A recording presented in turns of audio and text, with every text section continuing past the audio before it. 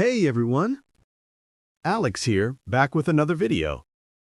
Today, I want to ask you a question.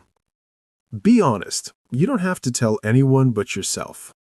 What does being rich actually mean to you?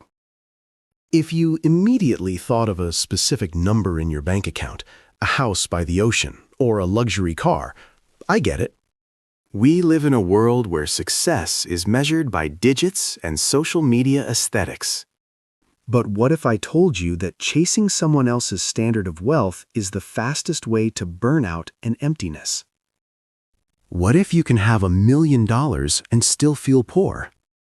And conversely, what if you can have a modest income and live the most fulfilling life imaginable? Today, we're going to break down what a rich life really looks like. Not the one forced on us by society, but the one you actually need.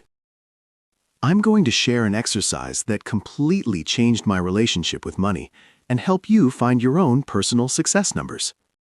If you feel like you've been running on someone else's track, this video is for you. Let's dive in. Let's be real. Why do we even want wealth? Often, it's because we see it in others.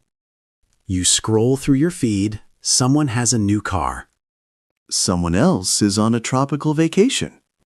Another person just bought a penthouse. And that thought creeps in.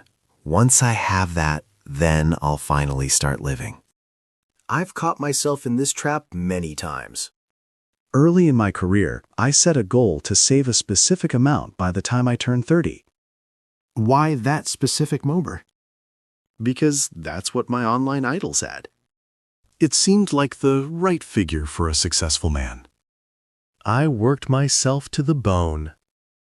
I denied myself the little things.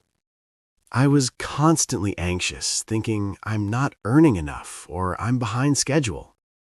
And when I finally got close to that number, I didn't feel happy. At all.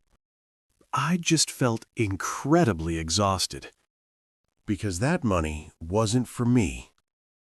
It was for my ego, just to meet someone else's expectations. Remember, someone else's goals don't work. They're like someone else's shoes. You can put on the most expensive pair, but if they don't fit, you won't get very far. You'll just get blisters and have to stop. So, how do you figure out what you actually want? You have to take money out of the equation for a moment. I want you to try a simple but powerful exercise. Let's call it the ideal Tuesday. Why Tuesday? Because everyone loves the weekend, but an ordinary workday shows you what your real life looks like. Take a piece of paper or open your notes. Close your eyes and imagine your ideal Tuesday 5 years from now. Not a birthday, not a vacation, just a regular day. Answer these questions. What time do you wake up? Does an alarm wake you, or do you wake up naturally? What do you see out the window? A bustling city, a quiet forest, or the ocean? What does your morning look like? Are you heading to an office, working from home, meeting clients, or creating something? Who is with you?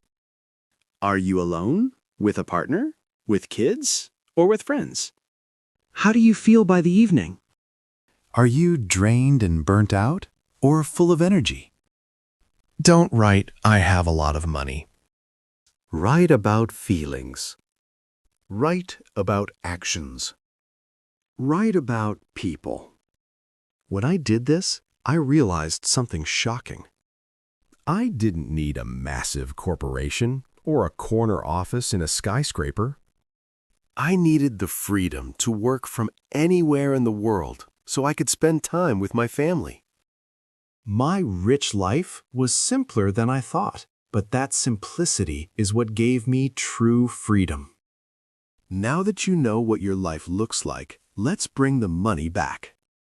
But this time, the money serves the dream, not the other way around. Look at your ideal Tuesday and ask, how much does it cost? If you want to live in a quiet house in the suburbs, calculate the mortgage or rent there. If you want to work for yourself, calculate the minimum income you need to live comfortably. If you want to travel, set a budget for tickets and stays. Often, people chase a six-figure income when their personal happiness might only require half of that. Their true dream doesn't need luxury restaurants every night. It needs time and peace of mind.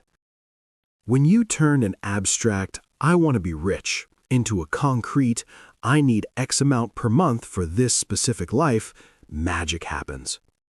The anxiety fades. A plan appears. The goal becomes real and reachable. You're no longer chasing the horizon. You're walking down a path you chose yourself. There's one more crucial point. We often postpone happiness. Once I save $1 million, then I'll relax. Once I buy that apartment, then I'll start living. But life is happening right now. At this very moment. If you feel poor today, you'll feel poor even with $1 million. Because poverty is often a state of mind, a constant fear of lack, envy, or the feeling that you aren't enough. True wealth starts with gratitude for what you already have. Do you have your health? That's capital. Do you have skills that allow you to earn? That's an asset. Do you have people who support you? Those are dividends. Try to find 3 things every week that make you feel rich. Non-material things. Maybe it's the chance to have a great cup of coffee in the morning. Maybe it's the ability to cook dinner for your loved ones. Maybe it's the freedom to choose what to watch in the evening. When you value what you have, life gives you more. You start radiating abundance instead of need. Friends, I want you to remember one thing. There is no correct path to wealth.